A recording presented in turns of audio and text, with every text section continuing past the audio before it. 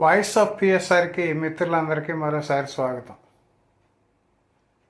ఇప్పుడు వార్తాపత్రికల్లోనూ సోషల్ మీడియాల్లోనూ నలుగుతున్న అంశం ఎస్సీ వర్గీకరణ.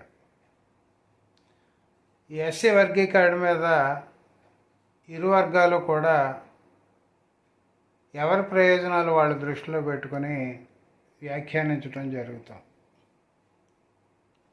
ఈ రిజర్వేషన్ల అంశానికి వస్తే కొన్ని వర్గాలేమో అంబేద్కర్ రిజర్వేషన్లు కల్పించి మాకు భిక్ష పెట్టాడని చెప్పి భావిస్తుండగా, సమాజంలోని మరికొన్ని వర్గాలు అంబేద్కర్ రిజర్వేషన్లను తీసుకొచ్చి మాకు చాలా అన్యాయం చేశాడని చెప్పి బాధపడుతున్నాయి.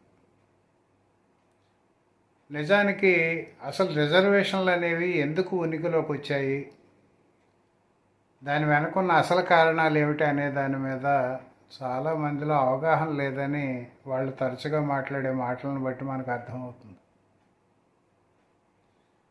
పేదవాళ్ళు ఆ కులంలో లేరా, ఈ కులంలో లేరా, వాళ్ళకి రిజర్వేషన్లు అక్కర్లేదా అని చెప్పి అడిగేవాళ్ళు చాలామంది ఉన్నారు. పేదరికం అనేది రిజర్వేషన్లకి ఒక కారణమే తప్ప అది ప్రధాన కారణం కాదు.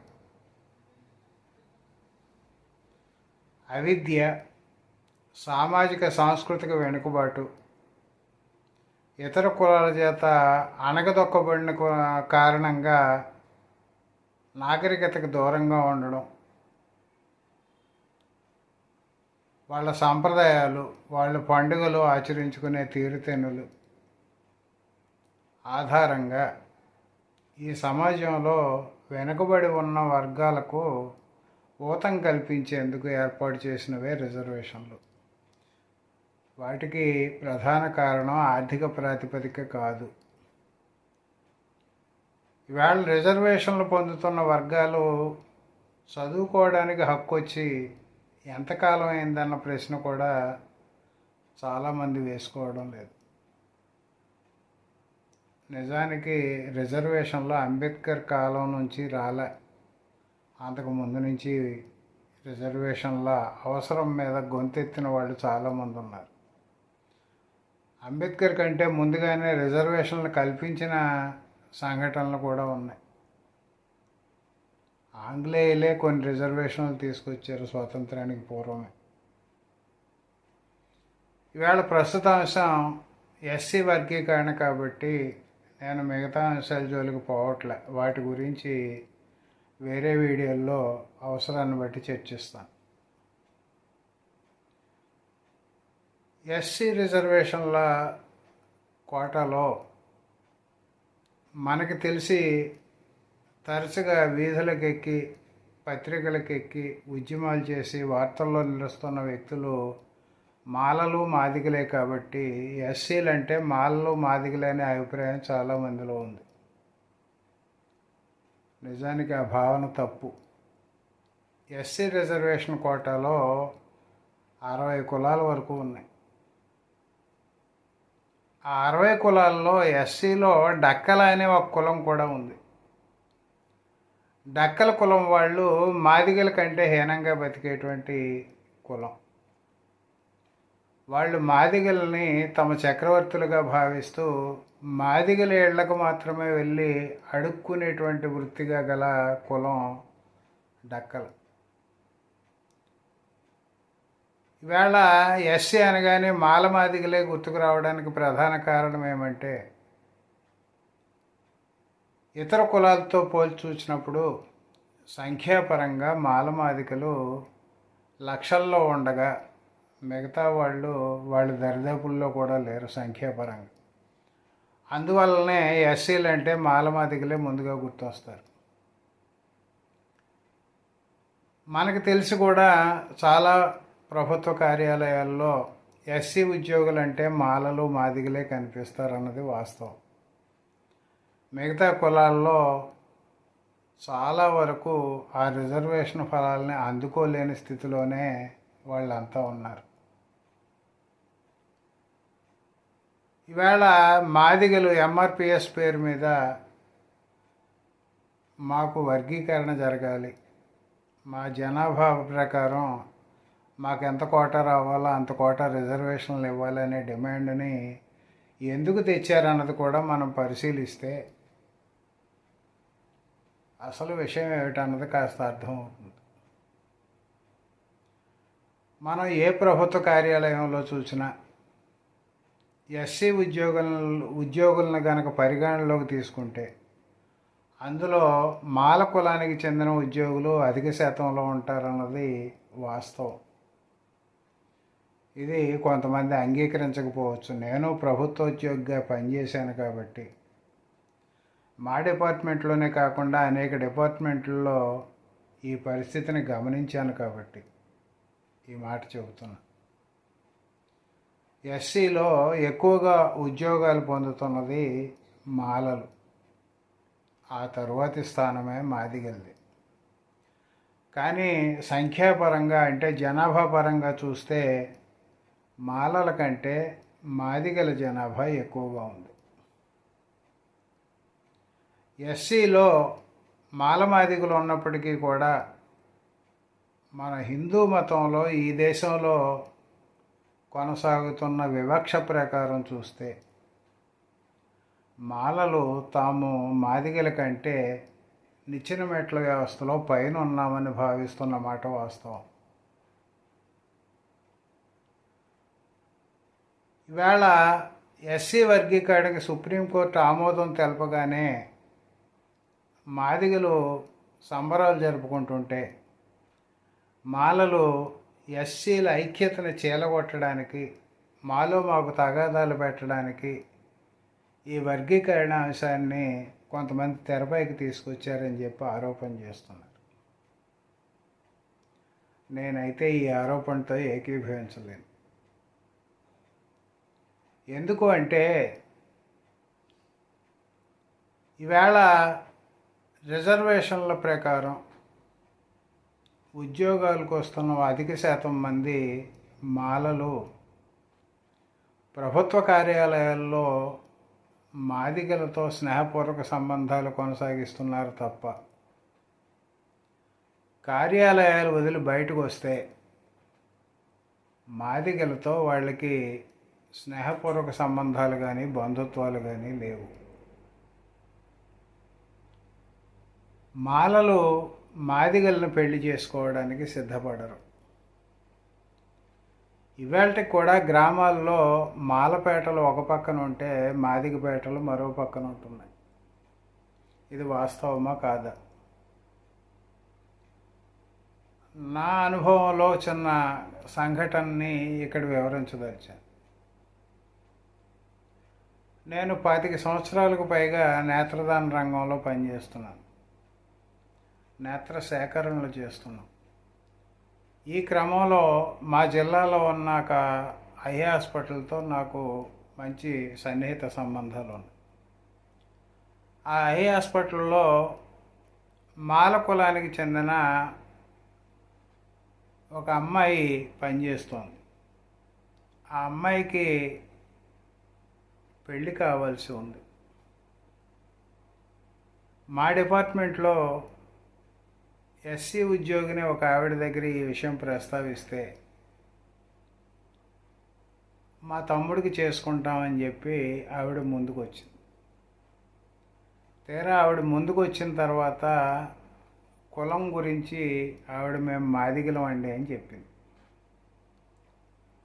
నేను ఈ ప్రపోజల్ని కంటి ఆసుపత్రిలో పనిచేస్తున్నటువంటి అమ్మాయి దగ్గర పెట్టాను.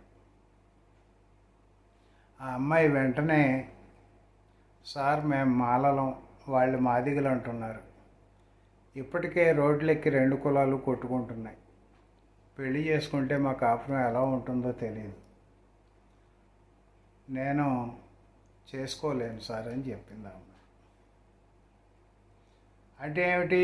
ఒక పక్క వీళ్ళు ఏం చెబుతున్నారు, మా మధ్య సోదర భావాన్ని చెడగొట్టడానికి వర్గీకరణ కోసం వాళ్ళు పోరాటం చేస్తున్నారు, కొంతమంది ఎగదోస్తున్నారు, కోర్టులు కూడా సపోర్ట్ చేస్తున్నాయి, రాజకీయ నాయకులు సపోర్ట్ చేస్తున్నారని చెప్పి ఆరోపణలు చేస్తున్న విషయాన్ని పరిశీలిస్తే అది వాస్తవం కాదు అనిపిస్తుంది. ఎప్పుడో గుర్రం జాషువా అన్నాడు, మాల యేసుక్రీస్తు మాదిగలకు కాదు, మాదిగ యేసుక్రీస్తు మాకు కాదు. ఒకడు చిలకరించు, మరొకడు స్నానం విచ్చు, ఇరువురు ఏకమొకటికి ఏది దారి అన్నాడే. వేళ మాలల చర్చిలకి మాదిగలు వెళ్ళరు, మాదిగల చర్చిలకి మాలలు వెళ్ళరు. ఇరువురు మేము క్రైస్తవులం అని చెప్పుకుంటున్నప్పటికీ కూడా ఎవరి చర్చిలు వారివే, ఎవరి బోధకులు వాళ్ళే. ఈ రెండు కులాల్లోనూ కూడా పెళ్ళిళ్ళు చేయాల్సి వచ్చినప్పుడు మళ్ళీ మాలదాసులు వేరే, మాదిగ దాసులు వేరే. ఇక్కడ కూడా మళ్ళీ అంతరం కనిపిస్తుంది. మాలదాసులు మామూలు మాలలను పెళ్లి చేసుకోరు, మాదిగ దాసులు మామూలు మాదిగలను పెళ్లి చేసుకోరు. వాళ్ళు మాలల్లో మేము గొప్పవాళ్ళం అని దాసులు ఫీల్ అవుతూ ఉంటారు. అలాగే ఇతర అంశాలను పరిశీలించినప్పటికీ కూడా వాళ్ళ మధ్య, మాల మాదిగల మధ్య మానసిక సాన్నిహిత్యం లేదు. మాదిగలు మాలల కంటే మేము ఒక మెట్టు ఉన్నాం అనేటువంటి భావనలో ఉన్నారన్నది వాస్తవమా కాదా? మేము సోదరులం, మా మధ్య చిచ్చు పెట్టడానికి ప్రయత్నం చేస్తున్నారని చెప్పేటువంటి మాల కులస్తులు తమ పిల్లలకు పెళ్ళిళ్ళు చేయడానికి మాదిగల కుటుంబాల నుంచి వియ్యమందుకోవడానికి ఎంతమంది సిద్ధంగా ఉన్నారు? ఈ ప్రశ్నలన్నీ ఆయా కులాల్లో ఉన్న మిత్రులు సంధించుకోవాలి. మాబోటి వాళ్ళు క్రైస్తవం మీద విమర్శ చేస్తే, క్రైస్తవం అంటరాని వాళ్ళని ఆదరించింది, వాళ్ళకి విద్యను అందించింది, వైద్యం అందించింది, మీరు క్రైస్తవ మతాన్ని విమర్శిస్తారా అని చెప్పి కొంతమంది ఒంటికాల మీద లేస్తున్నారు. క్రైస్తవం హిందూ మతంలో ఉన్న కులాన్ని అడ్డుపెట్టుకుని తమ మత వ్యాప్తి కోసం అంటరాని కులాలని చేరదీసిన మాట వాస్తవమే. వాళ్ళకి విద్యను అందించింది, వైద్యాన్ని అందించింది, అట్ ది సేమ్ టైం మతాన్ని కూడా వాళ్ళ గొంతులో పోసింది. పోనీ అంటరాని కులాల వాళ్ళని మేము ఆదరిస్తున్నాం అని చెప్పి ఆ మతంలో చేరిన తర్వాత కుల వ్యవస్థను మట్టుపెట్టేటువంటి చర్యలు ఏమైనా క్రైస్తవం తీసుకుందా? పోనీ క్రైస్తవంలోకి వెళ్ళిన కులాల వాళ్ళు తీసుకున్నారా అని ప్రశ్నిస్తే, క్రైస్తవంలోకి ఏ కులం వాళ్ళు మారినప్పటికీ కూడా ఆ కులం అక్కడ ఇంకా నిలిచే ఉంటుంది. మాల క్రైస్తవులనే పెళ్లి చేసుకుంటున్నారు, మాదిగ క్రైస్తవులనే పెళ్లి చేసుకుంటున్నారు, రెడ్డి క్రైస్తవులనే పెళ్లి చేసుకుంటున్నారు, కాపు క్రైస్తవులనే పెళ్లి చేసుకుంటున్నారు. హిందూ మతంలో ఉన్న దుర్మార్గమైన కుల వ్యవస్థకు వ్యతిరేకంగా గళం విప్పుతున్న వాళ్ళు క్రైస్తవ మతాన్ని ముందుకు తెస్తున్నారు. కానీ క్రైస్తవ మతం కుల వ్యవస్థను రద్దు చేయడానికి ఉపయోగపడితే మాబోటి వాళ్ళ మతాన్ని ఎంతో కొంత సమర్థించడానికి అవకాశం ఉండేది. ఈవేళ రిజర్వేషన్ల కారణంగా చాలామంది క్రైస్తవులు రిజర్వేషన్లు అందుకోవడం కోసం మేము హిందువులమే అని చెప్పి సర్టిఫికెట్లు పుట్టిస్తున్న మాట కూడా వాస్తవం. ఎందుకు అంటే క్రైస్తవంలోకి మారిన షెడ్యూల్డ్ కులాల వారిని బీసీలో పెడతారు కాబట్టి ఎస్సీ రిజర్వేషన్ కోల్పోకుండా ఉండడం కోసం ఎక్కువ మంది మాదిగలు ఉద్యోగాల నిమిత్తం హిందూ మతంలో కొనసాగుతున్నట్టుగానే ధృవీకరణ పత్రాలు ఇస్తున్నారు. ఒక ప్రభుత్వోద్యోగిగా నేను ఈ విషయాన్ని ఘంటాపథంగా చెప్పగలను. ఎందుకు అంటే మా కార్యాలయంలోనే ప్రతి ఆదివారం చర్చికి వెళ్ళేటువంటి ఎస్సీ మిత్రులు అనేక మంది ఉన్నారు. వాళ్ళందరూ కూడా తమ పిల్లలకు కూడా రిజర్వేషన్లు పొందుతున్న వాళ్ళు. ఈవేళ మనం రిజర్వేషన్ వ్యవస్థను తప్పుపట్టడం కాదు, రిజర్వేషన్లు అమలవుతున్న తీరుని, వాటిని ఓటు బ్యాంక్గా మార్చుకోవడానికి రాజకీయ పార్టీలు అవలంబిస్తున్నటువంటి వైఖరిని మనం ఎండగట్టాల్సిన అవసరం ఉంది. కానీ రిజర్వేషన్లను తప్పుపట్టి ఉపయోగం లేదు. ఎందుకు అంటే రిజర్వేషన్లు ఈ దేశంలో ఉన్న కుల వ్యవస్థ కారణంగా కొన్ని వర్గాలని చదువుకు సంస్కృతికి దూరం చేసిన కారణంగా చారిత్రక అవసరంగానే అవన్నీ తెర మీదకు వచ్చాయి. ఈవేళ ఎస్సీ వర్గీకరణ ప్రకారం మాలల జనాభా రేషియోలో మాలలకి, మాదిగల జనాభా రేషియోలో మాదిగలకి, ఇతర కులాల జనాభా రేషియోలో వాళ్ళకి కూడా రిజర్వేషన్లు సక్రమంగా అందేటట్టు చూడవలసిన బాధ్యత ప్రభుత్వాల మీద ఉంది. రిజర్వేషన్ల ద్వారా ఉద్యోగాల్లోకి వచ్చిన వాళ్ళు ఉద్యోగులుగా తమ హక్కులను పరిరక్షించుకోవడానికే సంఘాలుగా ఏర్పడుతున్నారు తప్ప రిజర్వేషన్లు పొందలేని స్థితిలో ఇవాళకి కూడా గ్రామాల్లో, పల్లెటూళ్ళలో ఎంతో నికృష్టంగా జీవిస్తున్నటువంటి మాలమాదిగుల్ని పట్టించుకున్నటువంటి దాఖలాలు ఏమీ కనిపించడం లేదు.